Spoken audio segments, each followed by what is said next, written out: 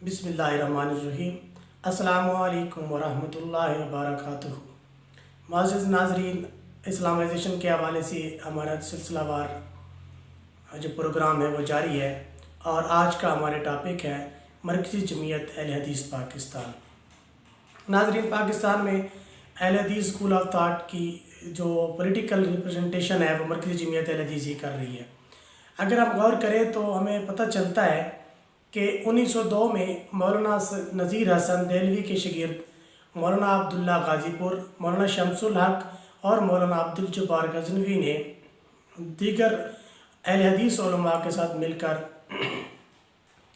بر صغیر میں اہل حدیث اسکول آف تھاٹ کی ریپرزنٹیشن کے لیے آل انڈیا اہل حدیث کانفرنس کی بنیاد رکھی۔ آل انڈیا اہل حدیث کانفرنس جو ہے اس کا بنیادی مقصد بر صغیر کے اندر مسلمانوں کے اندر موجود خرافات اور بدعات کا خاتمہ اور ان کو قرآن و سنت کی طرف راغب کرنا تھا، تاکہ مسلمان اپنی جو بنیادی اسلامی تعلیمات ہیں ان کی طرف آ جائیں اور معاشرے کے اندر جو بدعات اور خرافات آ گئی ہیں مسلمانوں کے اندر ان کا خاتمہ کیا جا سکے اور صحیح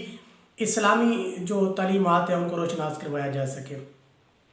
جبکہ سیاسی طور پر اہل حدیث اسکول آف تھاٹ جو ہے وہ آل انڈیا کانگریس کے ساتھ منسلک تھا، جس کی بڑی واضح مثال سید داؤد غزنوی کی ہے، جنہوں نے 1945 کا الیکشن بھی آل انڈیا کانگریس کے پلیٹ فارم سے ہی لڑا اور پارلیمنٹ کے ممبر منتخب ہوئے۔ اسی طرح 1919 میں جب جمعیت علماء ہند قائم ہوئی تو اہل حدیث کے جو اکابرین تھے وہ تقریباً اکثریت جو ہے وہ اس کے اندر شامل ہو گئے۔ تو اس طرح اہل حدیث اسکول آف تھاٹ نے جو ہے وہ بر صغیر کے اندر اپنی ریپرزنٹیشن شو کی، چاہے وہ مذہبی حوالے سے تھی یا پولیٹیکل حوالے سے تھی۔ لیکن 1947 میں قیام پاکستان کے بعد جہاں دیگر دینی سیاسی جماعتوں نے بھی اپنے پولیٹیکل ونگز جو ہے ان کو انٹروڈیوس کروایا، تو وہاں پر جو اہل حدیث اسکول آف تھاٹ تھا ان کو بھی یہ احساس ہوا کہ ہمارا بھی جو ہے کوئی مذہبی طور پر بھی اور سیاسی طور پر بھی ونگ ہونا چاہیے۔ تو اس غزنوی، مولانا طاء اللہ حنیف، مولانا محمد اسمیل سلفی اور پروفیسر عبدالقیوم نے اہل حدیث اکابرین علماء و مشائخ سے ملاقاتوں کے لیے پورے ملک کے دورے کیے اور ان کو اس بات پر قائل کیا کہ ہماری جو ہے وہ ایک جماعت ہونی چاہیے، جس کے لیے جولائی 1948 میں تقویت الاسلام مدرسہ کے اندر جو ہے وہ آل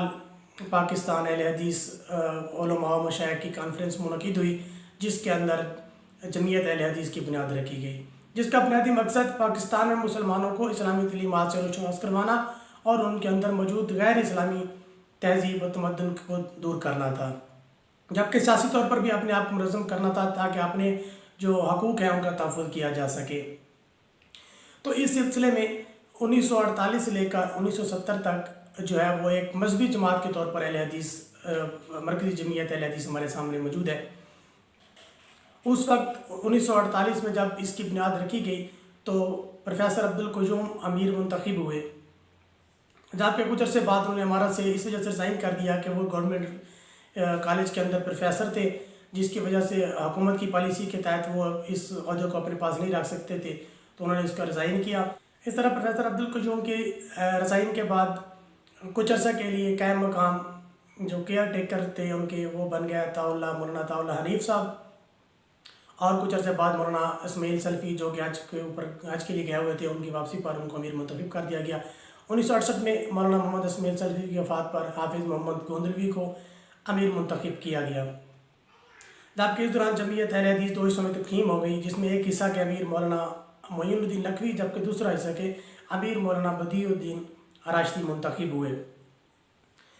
اس طرح 1991 کے اندر پروفیسر ساجد میر مرکزی جمعیت اہل حدیث کے امیر منتخب ہوئے اور تاحال وہ مرکزی جمعیت اہل حدیث کے امیر ہی ہیں، جبکہ 1982 کے اندر حافظ حسین علیہ ظہیر اور مولانا معین الدین نقوی کا جنرل ضیاء الحق کے معاملات کے اوپر اختلاف کی وجہ سے 2 حصوں میں تقسیم ہو گئے۔ ایک گروپ جو ہے وہ شامل ہو گیا حکومت کے اندر اور دوسرا گروپ اپوزیشن کے اندر چلا گیا، جس میں حافظ حسین علیہ ظہیر صاحب تھے۔ اس طرح 1991 کے اندر دونوں گروپ جو ہے وہ پھر اکٹھے ہوئے اور پروفیسر ساجد میر امیر منتخب ہوئے، اور 1994 میں پروفیسر ساجد میر جو ہے وہ سینٹ آف پاکستان کے ممبر بنے اور تاحال وہ سینٹ آف پاکستان کے ممبر منتخب ہوتے آ رہے ہیں۔ ناظرین اکرام، مرکزی جمعیت اہل حدیث کی اگر سیاسی حکمت عملی کے اوپر ہمیں غور کریں تو ہمیں یہ بڑا واضح ہوتا ہے کہ مرکزی جمعیت اہل حدیث کی جو قیادت ہے وہ بڑی بابصیرت اور سیاسی فہم رکھنے والی ہے، کیونکہ پاکستان کے کسی بھی سیاسی حلقہ کے اندر اہل حدیث اسکول آف تھاٹ کی اتنی میجورٹی موجود نہیں ہے کہ وہ اپنا کوئی ممبر الیکٹ کر سکے، اس لیے انہیں کسی نہ کسی جماعت کے ساتھ ایفیلیشن لینی پڑتی ہے۔ تو مرکزی جمعیت اہل حدیث کو مسلم لیگ نون کی بی ٹیم تصور کیا جاتا ہے۔ یہی وجہ ہے کہ پروفیسر ساجد میر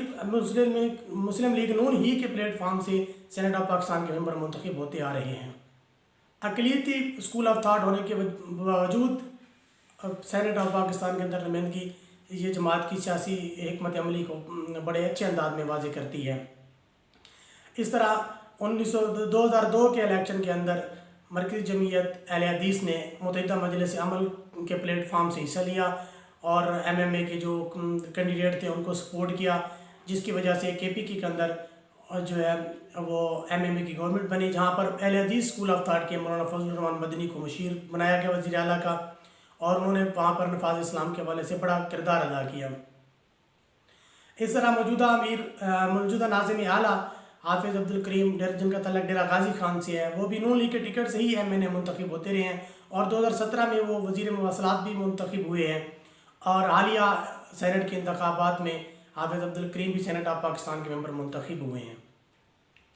ناظرین کرام، جمعیت اہل حدیث جہاں پر دیگر دینی سیاسی جماعتوں کی طرح اپنی جو ہے اپنے مذہبی حوالے سے اور سیاسی حوالے سے مربوط ہے اور بڑے اچھے انداز میں اپنے آپ کو منظم کر رہی ہے، وہاں پر سیاسی حوالے سے بھی بڑی منظم انداز میں وہ اپنا سلسلہ چلائے ہوئے ہیں۔ مرکزی جمعیت اہل حدیث کو ایک مذہبی جماعتوں میں بڑا ایڈوانٹیج یہ حاصل ہے کہ ان کے اہل حدیث اسکول آف تھاٹ کی جو ریپرزنٹیشن ہے وہ مذہبی حوالے سے ہو یا پولیٹیکل حوالے سے ہو، وہ ایک ہی پلیٹ فارم سے ہو رہی ہے، یعنی دونوں کا متفقہ پلیٹ فارم مرکزی جمعیت اہل حدیث ہے، جس کی وجہ سے پورے پاکستان کے اندر قیام پاکستان سے لے کر اب تک ہر سال یا 2 سال کے بعد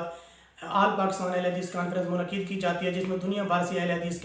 جو علماء و مشائخ ان کو بلایا جاتا ہے، اور اہل حدیث اسکول آف تھاٹ کو جو ہے اکٹھا رکھنے کی کوشش کی جاتی ہے، اور اس وجہ سے اہل حدیث اسکول آف تھاٹ کا جو ووٹ بینک ہے وہ بھی بالکل متحد ہے اور ایک ہی جگہ پر موجود ہے۔ اس لیے کہا جاتا ہے کہ آپ اہل حدیث اسکول آف تھاٹ کے ووٹوں کی گنتی کر سکتے ہیں، جس سائٹ پہ جماعت کھڑی ہوئی ہر حلقے کے اندر جتنے اہل حدیث اسکول آف تھاٹ کے ووٹ موجود ہیں وہ جماعت کے امیر کی اور مجلس شورا کے فیصلہ کے مطابق ہی کاسٹ ہوتی ہیں۔